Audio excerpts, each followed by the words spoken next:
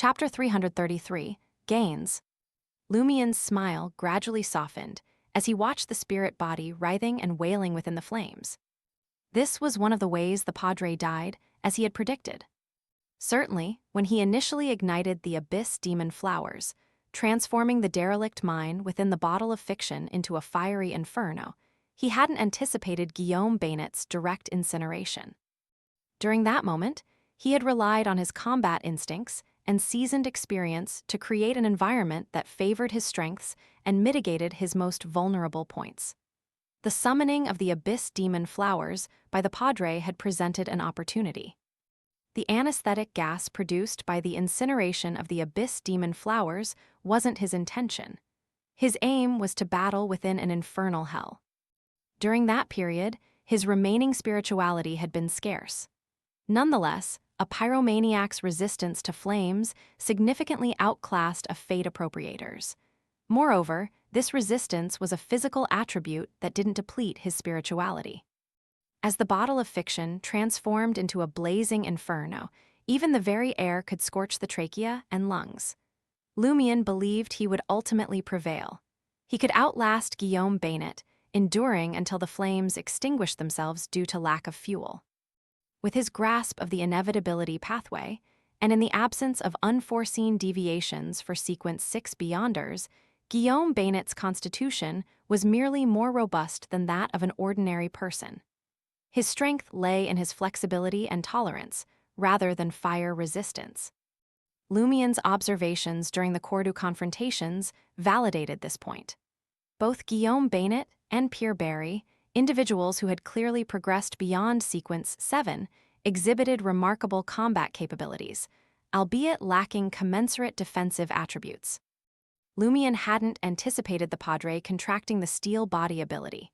This ability possessed pros and cons. On the one hand, it thwarted Lumien's initial plan for an infernal hell. On the other hand, it curtailed the Padre's own capabilities, granting Lumien an opportunity to contend more effectively and unseal the entrance to the bottle of fiction. This would permit his accomplice to join the fray and offer assistance. Lumien subsequently exploited Guillaume Bainet's determination to eliminate unnecessary obstructions by dealing with Franca first. He then improvised, crafting a lethal snare. Amidst the sizzle of burning air, Guillaume Bainet's wailing spirit body disintegrated swiftly, gradually dissipating. With the task accomplished, Lumien pivoted, acknowledging Franca and Jenna with a nod, signifying his completion. In the ensuing instant, he staggered toward the altar, retrieving the skins of cow, sheep, and dog. These items were whole, exuding a sinister aura upon closer inspection. These constituted specialized hides, amassed through the initial half of the animal creation spell Ritual, harnessed by leveraging ascetic powers for accumulation. Upon grasping the corresponding incantation and enveloping individuals and oneself with these skins, the animal creation spell could be executed outright. Although Lumien hadn't yet deciphered the predetermined incantation for animal creation or its nullification, these obstacles could be surmounted in due course. He could, for instance, detain Paulina, the Padre's butler, and others to determine if they possessed such knowledge. Alternatively, he could engage a cryptologist of the Marauder pathway to decode the incantation. He could even resort to trial and error, applying his knowledge of the inevitability domain and his comprehension of Guillaume Bainet's persona. Last of all, he could use divination to get any clarity on success. Thus, these 2 sheepskins, a single cowhide, and 2 dogskins held considerable value. Employed judiciously, they could unleash unparalleled effects. Guillaume Bainet had nearly beguiled Lumien previously by adopting the guise of a massive, brown-furred dog, attempting to flee Rue Vincent and sever their destined encounter. However, his fanaticism in inevitability's boon and his greed due to his contract had overridden reason. This led him to transition from prey to hunter, setting a trap in reverse. When Lumien's body began to sway as if he had lost his footing, Franca and Jenna lent their support, each helping him bear a share of the cow, sheep, and dog skins. In that instant, the bottle of fiction quaked. Stripped of Guillaume Bainet's reinforcement and subjected to the infernal hellfire for a duration, it eventually fractured akin to ice, its fragments plunging into the void. The derelict cavern, encompassed by its confinement, unveiled itself to Lumion and his companions through the secret door. All the abyss demon flowers had been reduced to ashes and strewn across the ground. The flames had exhausted their combustibles, and bereft of Lumion's spirituality, most had dwindled to cinders. Only select regions persisted with a crimson luminescence, which was waning steadily. Lumion glanced at Franca and said, "I'll head back to Rue des Blouses Blanches through underground Trier. Carry the earth blood ore as you make your way to the surface." Once the decency brooch was removed, Lumion would inevitably be scorned by those around him. Should he retrace his steps, numerous mishaps could befall him. Alternatively, if he didn't remove it, an alert would be triggered within 2 to 3 minutes, attracting the attention of nearby official beyonders or concealed factions. Given the potential complications involved in carrying the earth blood ore into the underground, coupled with the possible difficulties Jenna might encounter upon receiving it, Franca nodded, pursing her lips, and turned toward Jenna.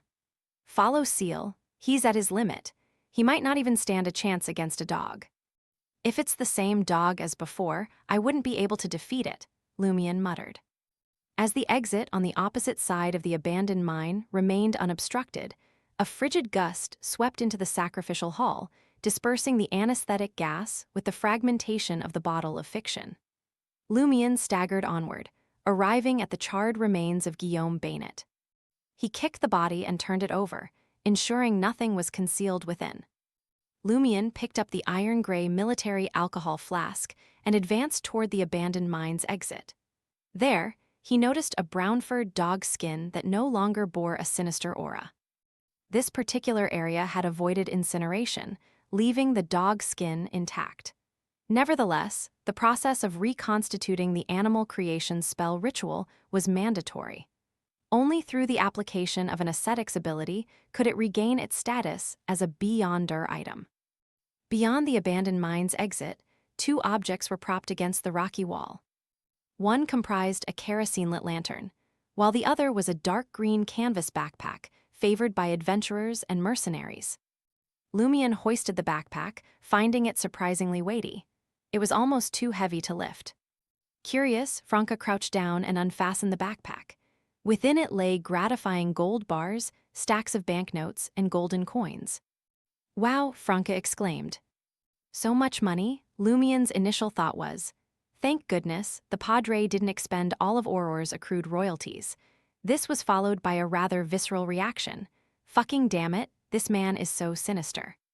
Evidently, Guillaume Bainet had anticipated the possibility that Paulina and the others might not escape. In such an eventuality, Lumion and his companions could deduce that the Padre had chosen an alternate escape route based on the scarce funds carried by these inevitability believers. Consequently, they would converge on the basement, inadvertently walking into a trap. "Not too shabby, not at all," Franca remarked, grinning. "While these heretics might not drop characteristics, they do drop other spoils." Indicating upward with her hand, she continued, "I'm heading back up. Pass me this dog skin." She relinquished the 3 ritualistic hides to Jenna and returned to 50 Rue Vincent, clutching Guillaume Bainet's dog skin. Jenna slung the dark green canvas bag over her shoulder, gripping the 5 sinister hides. She observed as Lumion picked up the lantern and kindled it. After a few strides through the dim tunnel outside the abandoned mine, Lumion promptly removed the decency brooch and placed it in another military alcohol flask hanging from his waist, sinking it to the bottom of the liquor. Lumion took a few more steps before suddenly shuddering. He turned around, glancing at Jenna, who was trailing behind. Jenna, clasping the cow, sheep, and dog skins while toting the canvas bag, bore a somber expression marked by repugnance. She struggled to speak, her voice faltering. I can control myself. Damn it, I won't beat you up." Though Lumion was skeptical, he had no choice but to continue his journey. After 7 to 8 minutes, he encountered an abandoned tunnel and settled into a corner, awaiting the dissipation of the decency brooch's adverse effects. He seized the opportunity to rest and recuperate some of his spirituality. The events that transpired at 50 Rue Vincent remained unknown to anyone, as Franca methodically erased all evidence and conducted an anti-divination process in the manner befitting a demoness. Throughout this endeavor, she combed through every room. Vigilant against potential corruption, she refrained from delving too deeply, though her explorations yielded neither valuable clues nor significant items of interest. Ultimately, she returned to the parlor on the ground floor, rousing the unconscious impostor Guillaume Baynet. The impostor Guillaume Baynet gazed at the cloaked figure adorned in a black robe, a brown dog skin clutched within her grasp. For a fleeting moment, he experienced a sensation akin to being trapped within a dream, unable to awaken. Franca emitted a soft chuckle. As you can see, we've killed that devil. In her eyes, the impostor Guillaume Baynet was no longer identical to the Padre. He had become very unfamiliar. Perhaps this was his true appearance. Aye, the impostor Guillaume Baynet stammered in surprise and elation. Are you here to aid me? We're demon hunters, Franca fabricated. What else can you tell us about this devil? Though her magic mirror spirit channeling spell enabled Lumion to glean extensive information from Guillaume Baynet, its reach had limitations. It could not cover every facet. Further inquiry into relevant individuals was imperative to avert the risk of overlooking crucial leads. The impostor Guillaume Baynet found the shrouded woman before him remarkably affable. He contemplated briefly before responding. Other than engaging in an affair with my wife and indulging in steak and mutton chops, there's nothing particularly remarkable about that devil. Yes, it vanishes for one day each week before resurfacing without fanfare. Disappearing once a week, Franca acknowledged this detail and pursued further inquiries. Having exhausted the potential for extracting additional information, she smiled and subtly instigated the impostor Guillaume Baynet. If I were in your position, I'd hastily depart this location. Your wife is akin to a devil. I would relocate any valuable possessions to regions where my identity remains unknown. I'd purchase a new residence, enter a fresh marriage, and embark on a new chapter. Guillaume Baynet's heartbeat hastened, and his resolve to stand his ground waned. In the ensuing moment, he observed the woman before him liquefy akin to melting ice.